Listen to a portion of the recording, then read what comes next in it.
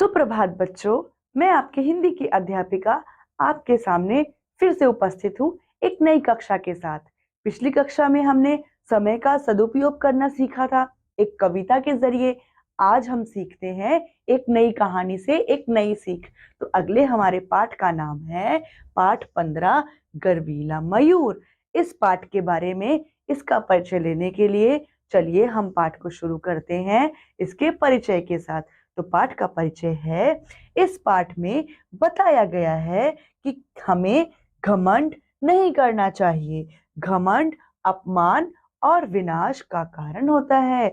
जो घमंड है अपमान और विनाश का कारण बनता है। तो इस परिचय के साथ चलिए हम पाठ को पढ़ते हैं कि किस प्रकार घमंड जो है अपमान और विनाश का कारण होता है। तो आइए शुरू करते हैं। एक सुंदर वन था। वन में पशु पक्षी प्रेम से रहते थे। उनमें एक मोर भी था। रंग बिरंगे पंखों वाला मोर सबको अच्छा लगता था। जब आकाश में काले बादल छा जाते थे तो मोर खुश हो जाता और अपने सुंदर पंखों को खोलकर नाचने लगता। वन के सब जानवर मोर का नाच देखते। सबको मोर का नाच बहुत पसंद आता। पहले तो मोर सबसे मिलजुल कर रहता था, किंतु धीरे धीरे उसे अपनी सुंदरता पर गर्व हो गया।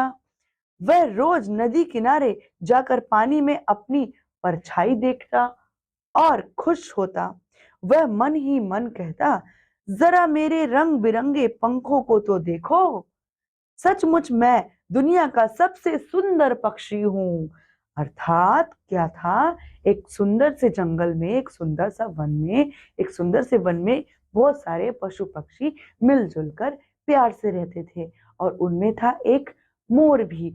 मोर बहुत सुंदर सुंदर रंग बिरंगे पंखों वाला था। सब मोर को बहुत पसंद करते थे।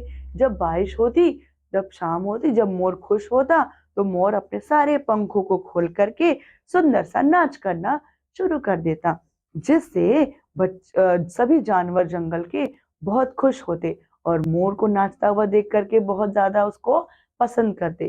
धीरे धीरे मोर को लगा कि मैं तो दुनिया का सबसे सुंदर पक्षी हूँ, मैं तो बहुत सुंदर हूँ। रोज जाता और तालाब में अपनी परछाई देखता पानी में और कहता, मुझे तो बहुत गर्व है। यानी उसे धीरे धीरे क्या होने लगा था बच्चों, उसे धीरे धीरे घमंड होने लगा था कि मैं बहुत सुंदर हूँ, बहुत ही ज्यादा सुंदर हूँ, मुझसे सुंदर कोई और है ही नहीं। तो चलिए आगे क्या होता है कहानी में देखते हैं। तो बच्चों, एक दिन मोर नदी किनारे खड़ा होकर अपने पंखों को देख रहा था।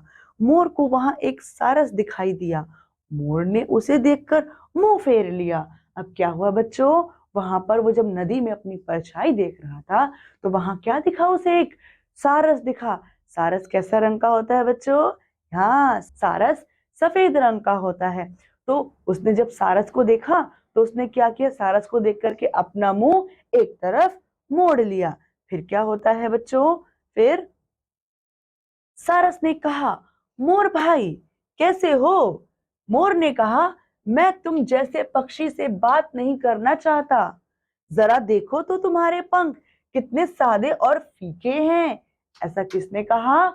ऐसा मोर ने कहा सारस को। जब सारस ने मोर से बड़े अच्छे से पूछा, भाई कैसे हो, तब मोर ने क्या किया, मोर ने सारस की बेइज्जती की। कहा, तुम कितने फीके हो, तुम कितने सादा रंग है तुम्हारा। ठीक है, ऐसे कहकर सारस की मोर ने बेइज्जती की। फिर सारस ने कहा, मोर भाई तुम्हारे पंख सुंदर तो बहुत है लेकिन किसी काम के नहीं है। सारस ने क्या कहा उसको जवाब देते हुए कि तुम्हारे पंख सुंदर तो बहुत है लेकिन किसी काम के नहीं है। ठीक है, तो आगे क्या होता है, वह कैसे? मोर ने गुस्से में पूछा, कैसे?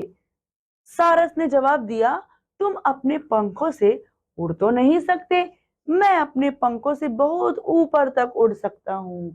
अब सारस ने क्या जवाब दिया मोर को कि तुम्हारे बड़े पंख सुंदर तो हैं कि लेकिन तुम उससे उड़ नहीं सकते। मुझे देखो, मैं बहुत ऊपर तक उड़ भी सकता हूँ।